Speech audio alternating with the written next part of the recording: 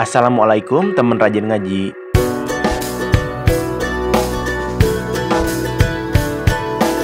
Pernah nggak teman-teman semua cari tahu siapa saja sebenarnya mahram kita? Oke teman, mahram sendiri itu artinya orang yang haram dinikahi selamanya. Kepada mahram kita boleh bersentuhan atau berpegangan, dan kita boleh melihat bagian tubuh yang terkena air wudhu. Nah, mahram sendiri terbagi ke dalam beberapa bagian. Pertama, ada mahram nasab, yaitu mahram dari garis keturunan. Yang termasuk mahram nasab bagi teman-teman muslimah diantaranya anak laki-laki kandung jika kamu sudah menikah tentunya ya teman. Kelak jika kamu sudah menjadi seorang nenek dan mempunyai cucu baik dari anak laki-laki atau perempuan, itu mahram kamu juga ya. Ayah, yakni orang tua kandung kamu. Selanjutnya kakek, yakni ayah dari ayah atau ibu kamu. Nah, adik atau kakak laki-laki dari kakek atau nenek kamu juga termasuk ya. Saudara laki-laki kandung, baik sebapak atau seibu. Paman, yakni saudara kandung dari ibu atau ayah keponakan, baik anak dari saudara laki-laki maupun perempuan dan keturunannya. Kedua, mahram musyaharah, yaitu mahram karena pernikahan. Mahram musyaharah bagi teman-teman muslimah diantaranya, kalau kamu sudah menikah, mertua lelaki kamu menjadi mahram selama-lamanya, walaupun kamu sudah bercerai dengan suami kamu.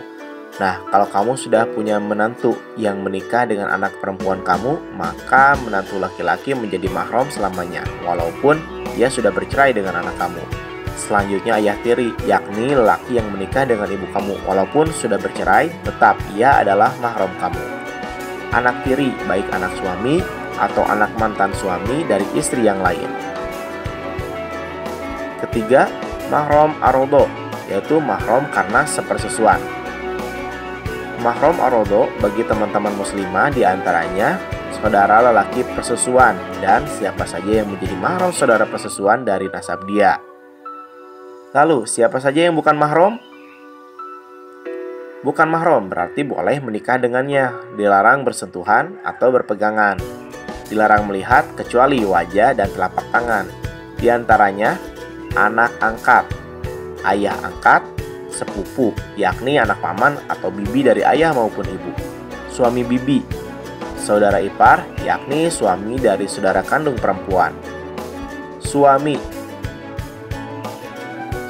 bukan mahram karena boleh dinikahi, tapi berbeda dengan bukan mahram lainnya.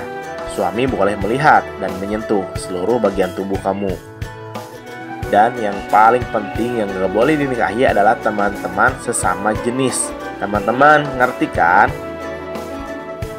Nah, kalau mahram dan bukan mahram bagi teman laki-laki sama seperti penjelasan yang tadi, namun berlaku sebaliknya, yaitu kata laki-laki dalam penjelasan yang tadi diganti dengan perempuan.